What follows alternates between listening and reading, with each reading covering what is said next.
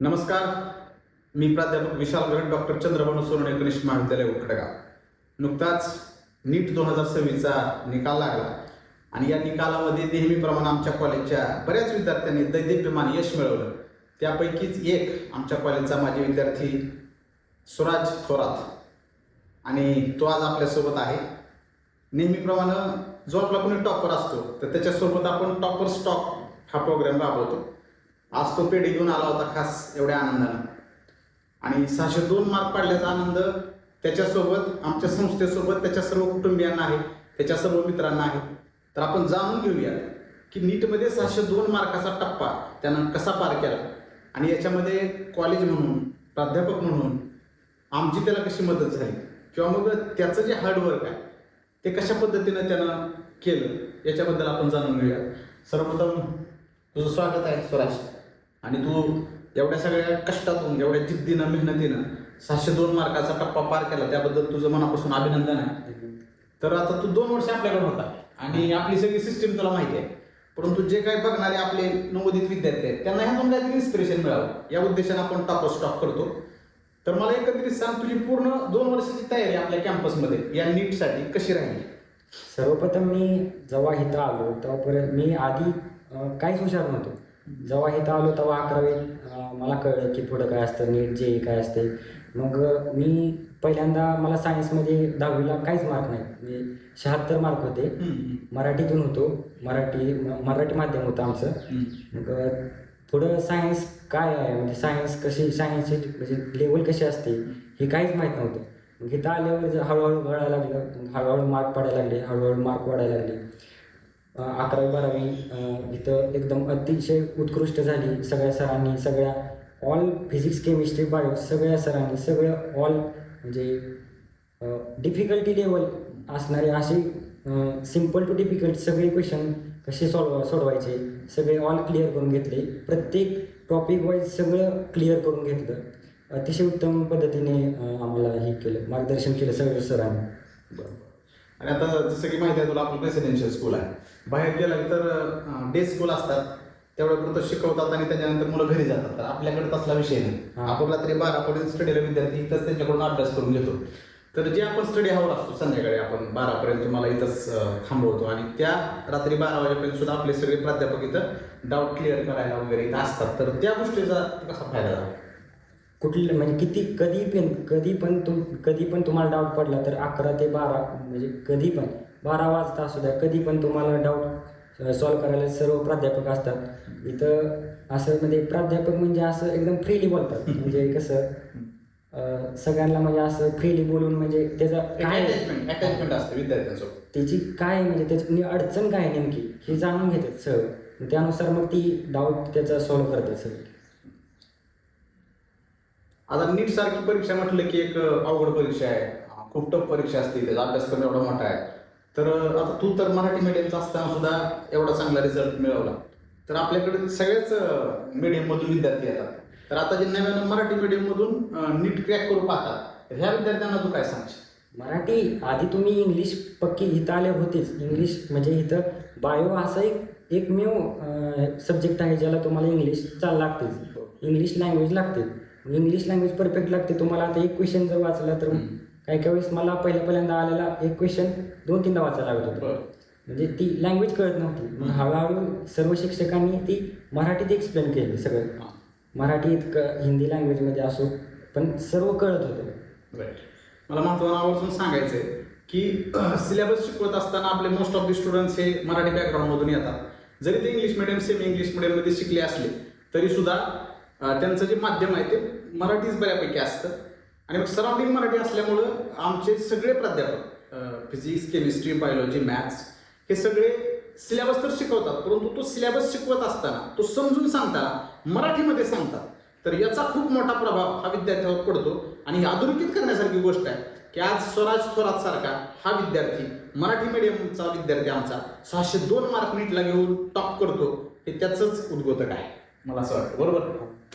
आता मला सांग, तू ह्या सगळ्या नीटची जी तयारी आहे ते 2 वर्षात तर आपण सगळं व्यवस्थित पद्धतीने शिकवलं, काय केलं.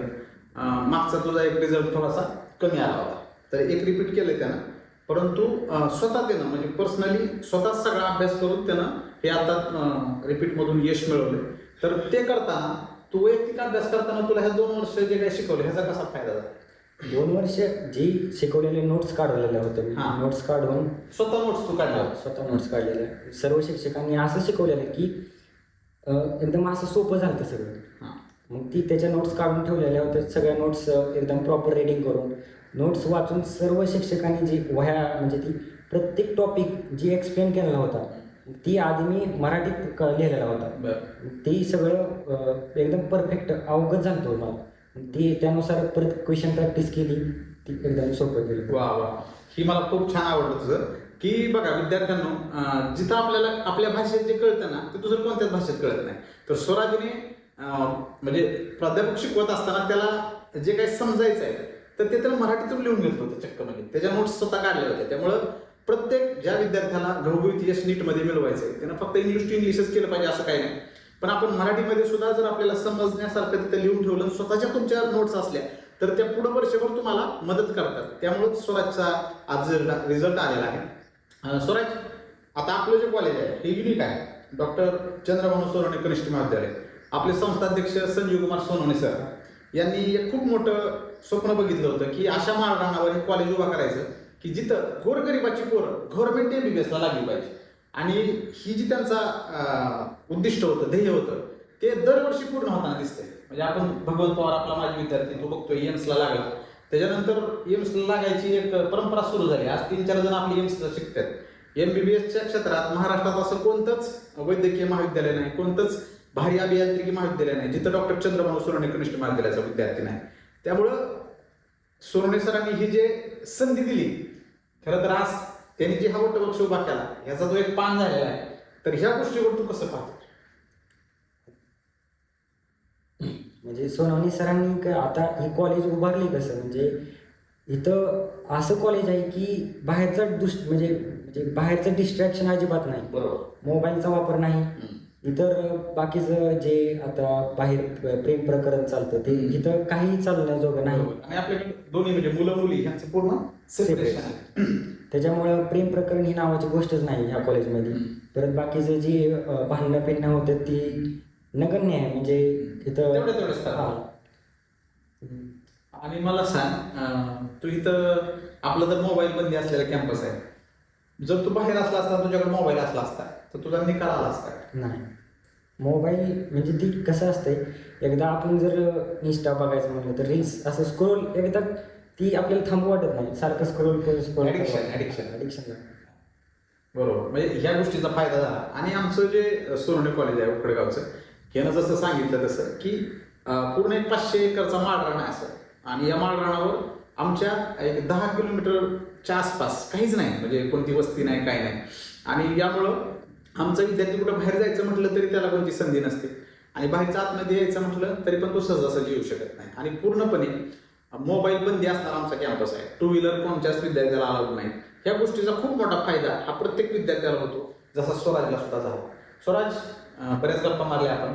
तर आता जे नव्यानं नीटमध्ये विद्यार्थी उतरू पाहत आहेत, मराठी मीडियमचे असतील, सेमीचे असतील, इंग्लिश मीडियमचे असतील, तर त्यांना तयारीसाठी तू शेवटचा काय मंत्र सांगशील? सांग. तुम्ही आता जर तुम्ही 5वी 6वी पासून जर म्हणजे काय जर विद्यार्थी असे असतात की 5वी पासून म्हणजे त्यांना माहिती नसते पुढं काय आहे. आता शहरातील मुलं काय असते, त्यांना त्यांचे वडील शिकलेले असतात, त्यांना आधी सांगते हे असं आहे. त्यांना आधीपासून 5वी पासून काही जणांचे क्लासेस असतात. इथं बालाघाट पब्लिक स्कूल आहे. बरोबर. तिथं आपण फाउंडेशन घेतो. तसं पण चालेल. फाउंडेशन वगैरे सगळं चालते. परत आपण आता जर समजलं आता 10वी झाली, आता 11वीला चाललो. 11वीला ना तुम्ही 10वी जी पेपर झाल्या जी थोडाफार 10-15 दिवसाचा कालावधी असतो, बरोबर, त्याच्यामध्ये तुम्ही इंग्लिश ही लँग्वेज अवगत करून घ्या. बाकीचे परत स्मरणशक्ती वाढवा. आणि जे म्हणजे मराठीतले शब्द असतात जे आपण 8वी 9वी 10वीला मराठीत शिकलेलो असतो, तर इथं सायन्समध्ये सडनली ते इंग्लिशमध्ये होतं. ते शिकवताना लक्षात येण्यासाठी ते डिक्शनरी घेऊन ते पहिल्यांदा क्लिअर करून घेतलं पाहिजे, म्हणजे लगेच कनेक्ट होतं नवीन आलेले विद्यार्थी. ठीक आहे. तर खूप चांगली माहिती आज स्वराज थोरातने आपल्याला दिलेली आहे. त्याबद्दल मी त्याचे मनापासून आभार मानतो. आणि पुन्हा एकदा स्वराज थोरातच्या पुढील वाटचालीस मी मनापासून हार्दिक शुभेच्छा देतो. मोहोळ तालुक्यातल्या देवडीसारख्या एका छोट्याशा गावातला हा तरुण आमच्याकडं एक 3 वर्षापूर्वी आला होता आणि ज्याला नीट परीक्षा काय असते हे सुद्धा माहीत नव्हतं, परंतु एक नवीन स्वप्न घेतलं. आमच्या सर्व प्राध्यापकांची, संस्थाध्यक्षांची त्याला साथ मिळाली आणि निश्चितपणे त्याच्या जे यश त्यानं घवघवीत मिळवलेलं आहे, त्याच्या यशात सर्वात मोठा वाटा त्याच्या स्वतःच्या कष्टाचा, स्वतःच्या मेहनतीचा आहे आणि आम्ही सगळे फक्त सपोर्टिंग टास्क करतो. तर या गोष्टी सगळ्यांनाच असतात, परंतु काहीच विद्यार्थी असतात की ज्यांचे एम्स आणि ड्रीम्स यांच्यामध्ये फरक नसतो. तर यापैकी आमचा स्वराज थोरात होता. पुन्हा एकदा स्वराजला खूप खूप शुभेच्छा. धन्यवाद.